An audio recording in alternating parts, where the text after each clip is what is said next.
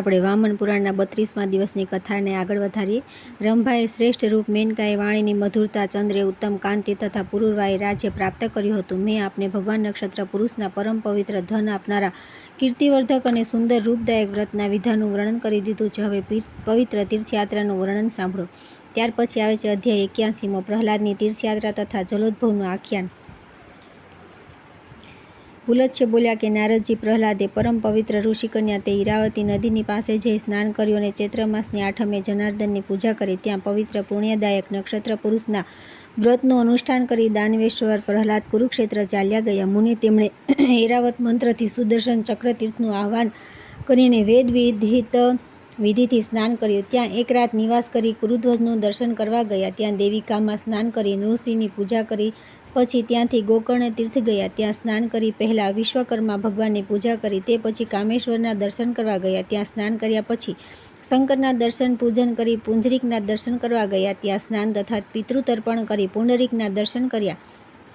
તે પછી વિશાખ યુગમાં દેવ અજિતના દર્શન કરી તેમણે કૃષ્ણતીર્થમાં સ્નાન કર્યું. ત્યાં 3 રાત્રિ નિવાસ કર્યો. તે પછી હંસપદમાં હંસ ભગવાનના દર્શન અને પૂજન કરી તે પયોષ્ણીની સમીપમાં અખંડેશ્વરના દર્શન કરવા ગયો. પયોષ્ણીમાં સ્નાન કરી તેમણે જગતપતિ અખંડેશ્વરની પૂજા કરી. તે પછી વિવત્સામાં કુમારીલના દર્શનાર્થે ગયા. ત્યાં સ્નાન કરીને પછી સૂર્યના કિરણોનું પાન કરતા વાલખીલ્યોથી આરાધીન કરાઈ રહેલા પાપોને નષ્ટ કરનારા દેવેશનું પૂજન કર્યું. જ્યાં દેવી સુરભીએ દેવીની પ્રીતિ અને જગતની ભલાઈ માટે પોતાની પુત્રી કલ્યાણી કપિલાનો ત્યાગ કર્યો હતો. ત્યાં દેવહદમાં સ્નાન કરી તેમણે ભક્તિપૂર્વક શંભુનું પૂજન કર્યું અને વિધિપૂર્વક દહીં ખાઈને મણિમાન તીર્થમાં ગયા. પ્રજાપતિના આ તીર્થમાં સ્નાન કરી પ્રહલાદે શંકર, બ્રહ્મા અને પ્રજાપતિના દર્શન કર્યા. નારદજી ત્યાં 6 રાત્રિ નિવાસ કરી મધુનંદિનીમાં ગયા. મધુમતામાં જલમાં સ્નાન કરી તેમણે ચક્રધારી શિવ અને શૂલધારી ગોવિંદના દર્શન કર્યા.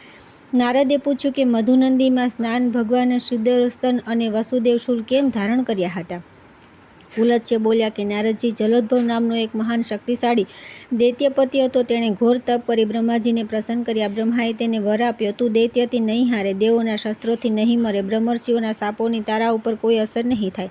આ રીતે પ્રભાવશાળી તે દૈત્ય સર્વ દેવતાઓ, મહર્ષિઓ અને રાજાઓને કષ્ટ પહોંચાડતો પૃથ્વી પર વિચરણ કરવા લાગ્યો. પછી તો તે ક્રૂરે સમસ્ત કર્મોનો વિનાશ કરી નાખ્યો. તે પછી પૃથ્વી પર આવિર્ભૂત થયેલા દેવો રાજાઓની સાથે ભગવાન વિષ્ણુ પાસે ગયા. ભગવાન વિષ્ણુ તેમની સાથે હિમાલય પર ગયા. શિવજીને મળ્યા તે બંને દેવોએ શત્રુને મારવાનો નિશ્ચય કરી પોતાના આયુધો અદલબદલ કરી લીધા. પછી મારવાની ઈચ્છાથી આવી રહેલા દેવાધિપત શંકર અને વિષ્ણુને જોઈ તે ભયંકર મૂર્તિધારીઓને શત્રુઓથી અજય જાણી તે દાનવ ભયથી નદીના જળમાં પેસી ગયો. દેવશત્રુને પુણ્યશાલિની મધુમતી વિશાલા નદીમાં તેને છુપાયેલો જાણી શસ્ત્ર સહિત શંકર અને વિષ્ણુ એકાએક નદીના બંને તટો પર છુપાઈ ગયા. બંને દેવને ચાલ્યા ગયેલા સમજીને જલોદ્ભવ બહાર નીકળ્યો તથા ભયથી ચંચળ નેત્રોથી દિશાઓમાં જોઈને દુર્ગમ હિમાલય પર ચડી ગયો.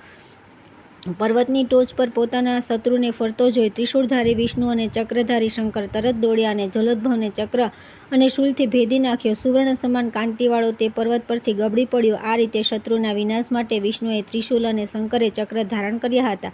જ્યાં શંકરના ચરણ પડ્યા હતા ત્યાંથી હિમાલયમાંથી વિસ્તરતા ઉત્પન્ન થઈ. તે તીર્થમાં પહોંચીને પ્રહલાદે વિષ્ણુ અને હિમાલયના દર્શન કરવા શંકરની અર્ચના કરી તથા ભક્તિથી ત્યાં નિવાસ કરી તે શિવ અને વિષ્ણુથી રક્ષિત હિમાલયના દર્શન કરવા ગયા. ત્યાં વિધિવત પૂજા કરી બ્રાહ્મણોને દાન આપી હિમાલયના ચરણમાં ભૃંગુતિ તીર્થમાં ગયા.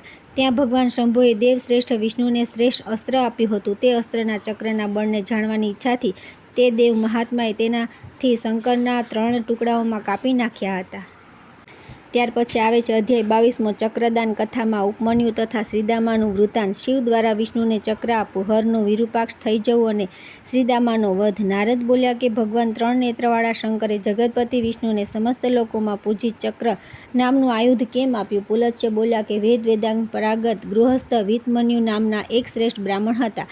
તેમની પતિવ્રતા શીલ સંપન્ન પત્ની આત્રેયી હતી. તે ધર્મશીલા હતી. ઋતુકાળમાં જ તેની સાથે સમાગમ કરનારા તે મહર્ષિથી તેનાથી ઉપમન્યુ નામનો સુંદર પુત્ર ઉત્પન્ન થયો હતો. ગરીબીના કારણે આત્રેયી પીસેલા ચોખાના પાણીના દૂધ છે એવું કહી માતા પુત્રને પાતી હતી. એક દિવસ ઉપમન્યુએ પિતાની સાથે કોઈ બ્રાહ્મણના ઘરે મધુર ખીર ખાધી. ઉપમન્યુએ દૂધનો અદ્ભુત સ્વાદ મેળવીને બીજા દિવસે માતા દ્વારા અપાયેલું ચોખાનું પાણી દૂધ તરીકે ગ્રહણ ન કર્યું. તે પછી દૂધ માગતો તે બાળક બાળપણના કારણે ચાતકની માફક રડવા લાગ્યો. રડતી માતાએ આંખોમાંથી અશ્રુ વહાવતા ગદગદ વાણીથી તેને કહ્યું કે શૂલધારી પાર્વતીપતિ પશુપતિ વિરૂપાક્ષ શંકર જ્યાં સુધી અસંતુષ્ટ રહે ત્યાં સુધી દૂધવાળું ભોજન કેવી રીતે પ્રાપ્ત થાય? પુત્ર, જો તું તત્કાલ સ્વાસ્થ્ય કર, દૂધ પીવા ઈચ્છતો હોય તો ત્રિશુલધારી વિરૂપાક્ષ મહાદેવની સેવા કર. સંસારના આધાર શંકર તુષ્ટ થતાં અમૃત પીવા મળી શકે છે. દૂધની તો શું વાત? માતાના વચન સાંભળી વિતમન્યુના પુત્રે કહ્યું કે તમે જેમની સેવા પૂજા કરવાનું કહો છો તે વિરૂપાક્ષ કોણ છે? પ્રાચીન કાળમાં શ્રીદામા નામથી વિખ્યાત એક મહાન અસુર રાજા હતો. તેણે આખા સંસારને સ્વાધીન કરી લક્ષ્મીને પોતાને વશ કરી હતી. પછી તો તે દુષ્ટાત્માએ શ્રી વસુદેવના શ્રીવત્સને છીનવી લેવાની ઈચ્છા કરી, એટલે કે તેમને મારી નાખવાની ઈચ્છા કરી. તે જાણી જનાર્દન મહેશ્વર પાસે ગયા. તે પછી સહસ્ર શીર્ષા સર્વસમર્થ જગન્નાથજી પાસે જઈ વિષ્ણુએ પોતાના દ્વારા સ્વયં પોતાની જ અર્ચના કરી. યોગીઓ દ્વારા જાણવા યોગ્ય તે અવ્યક્ત પરમબ્રહ્મનો જપ કરતા તે 1000 વર્ષ વધુ સમય સુધી પગના અંગૂઠા ઉપર ઊભા રહ્યા. તે પછી શ્રીમાન મહાદેવ સંતુષ્ટ થઈ શ્રી વિષ્ણુને પરમશ્રેષ્ઠ પ્રત્યક્ષ તેજથી યુક્ત દિવ્ય સુદર્શન ચક્ર પ્રદાન કર્યું. સર્વ પ્રાણીઓ માટે ભયદાયક કાલચક્ર સમાન તે ચક્ર દેવાધિદેવ વિષ્ણુને આપીને શંકરે તેમને કહ્યું કે દેવેશ 12 આરા 6 નાભિઓ અને 2 યોગોથી યુક્ત તીવ્ર ગતિશીલ અને સમસ્ત આયુધોનો નાશ કરનારું સુદર્શન નામનું આ શ્રેષ્ઠ આયુધ છે. સજ્જનોની રક્ષા માટે સુદર્શન ચક્રના આરામાં દેવતા, માસ, ઋષિઓ, 6 ઋતુઓ, અગ્નિ, સોમ, મિત્ર, વરુણ, શચીપતિ, ઇન્દ્ર, અગ્નિ, વિશ્વદેવ, પ્રજાપતિ, હનુમાન, ધન્વંતરી દેવ, તપ અને તપસ્યા એ તથા ચૈત્રથી ફાગણ સુધીના 12 માસ પ્રતિષ્ઠિત છે. પ્રભો, આ શ્રેષ્ઠ આયુધ લઈને નિર્ભય થઈને દેવશત્રુઓનો સંહાર કરો. મેં અસુરાજથી આરાધિતા આ અમોઘ આયુધને તપના બળથી મારા નેત્રમાં સ્થિત કરી લીધું છે. આગળની કથા આવતીકાલ.